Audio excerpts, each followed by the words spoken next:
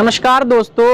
Australia और India के बीच जो फाइनल मैच हुआ अहमदाबाद, उसकी जो बवाल जो उससे उठा वो लगातार थमने का नाम नहीं ले रहा है। इंडिया तो फाइनल हार गया, लेकिन उससे देश में एक अलग तरीके से समझिए बवाल मच गया। अब उसमें पॉलिटिकल पार्टियां घुस गई हैं। अब उस हार का क्रेडिट कोई प्रधानमंत्री को देना चाहता है और पॉलिटिकल पार्टियां इसमें स्टेडियम को दोष दे रही हैं, प्रधानमंत्री नरेंद्र मोदी को दोष दे रहे हैं कि और इस तरह से ट्विटर पर, सोशल मीडिया पे एक कैंपेन, एक ट्रेंड चलने लगा पीएम मोदी के लिए कि पनौती साबित हुए प्रधानमंत्री देश के, क्योंकि वो लगभग 10 मैचों में वहां पे नहीं गए, मैच देखने नहीं गए, इसलिए लगभग 10 मैच जो इंडिया है वो जीतता गया। लेकिन लास्ट के फाइनल में पीएम मोदी वहां पे अपने स्टेडियम में पहुंचते हैं और भारत के हाथ से वो मैच निकल जाता है। इस तरीके से लगभग उसी समय से तुरंत सोशल मीडिया पे ट्रेंड चालू हो गया कि पीएम मोदी देश के लिए पनौती साबित की। एक और थ्योरी भी उसमें दिखाई ये जा रही है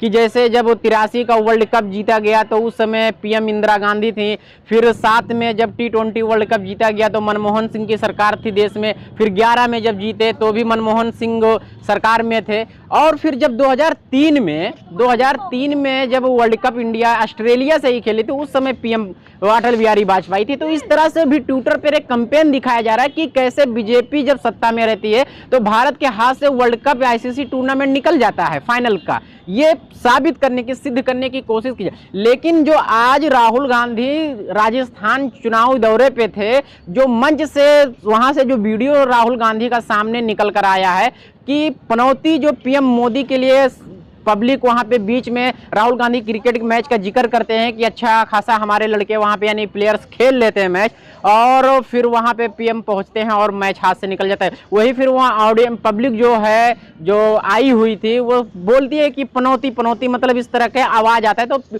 राहुल गांधी उसी शब्द को कोट करते हैं कि पीएम पनौती।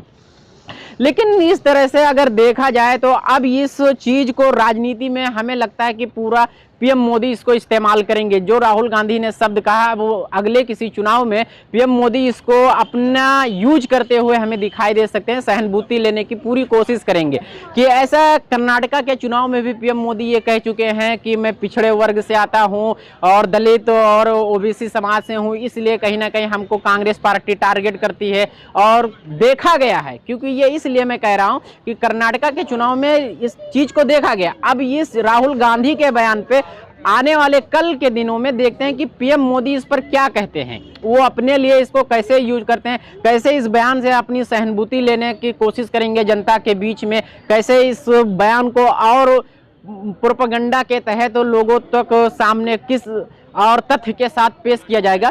लेकिन अगर पीएम मोदी जैसे आज राहुल गांधी ने अगर इस तरह के शब्द का अपने जुबान से कहा, तो हमें अगर हम अपनी व्यक्तिगत अगर बात करें तो शायद एक देश के सबसे उच्चतम पद पे राष्ट्रपति के बाद में प्रधानमंत्री होते हैं, बैठे हुए हैं, तो शायद हमें लगता है कि व्यक्तिगत अपनी विचार कुछ भी हो, लेकिन अगर देश के पद पे हैं प्रधानमंत्री तो शायद उनके लिए उचित नहीं था। लेकिन कहीं ना कहीं पीएम मोदी भी अपने पद की गरिमा नहीं रख पाए हैं। अगर बहुत सारे हम उनके भाषणों को निकालें तो कहीं ना कहीं वो अपने रैलियों मंच से राहुल गांधी को छोटी बच्चियों के या लड़कों के द्वारा कहीं ना कहीं उनको पप्पू साबित करवा चुके हैं, पप्पू बुलवा चुके हैं, और मूर्ख का सरदार भी, और भी अन्य कई ऐसे सारे हैं जो कांग्रेस पार्टी के आला कमान लीडरों पर कभी गंभीर शब्द का प्रयोग पीएम मोदी खुद भी कर चुके हैं। तो जो जैसे भी हो, लेकिन हमें अगर इसमें लगता है कि कहीं ना कहीं देश के लीडरों को इन सब जैसे शब्दों से, बयानों से कहीं ना कहीं बचने की आवश्यकता है। लेकिन अब जो विवाद था वो लगातार अब थमने का नाम नहीं ले रहा है। क्रिकेट के बाद से लगातार घमासान सियासत इस पे हो रही है। आप लोग क्या सोचते हैं इसके बारे में? कैसे क्रिकेट में हमारी हार हुई और जो ये सियासी घमासान इसके बीच में मच चुका है, इसके बारे में आप लोग क्या सोचते हैं? कमेंट करके आप हमें जरूर बताएं। अगर ये वीडियो हमारा ट्विटर पे देख रहे हैं या सोशल मीडिया के किसी प्लेटफॉर्म पे, तो हमें फॉलो, लाइक, सब्सक्राइब जरूर करें।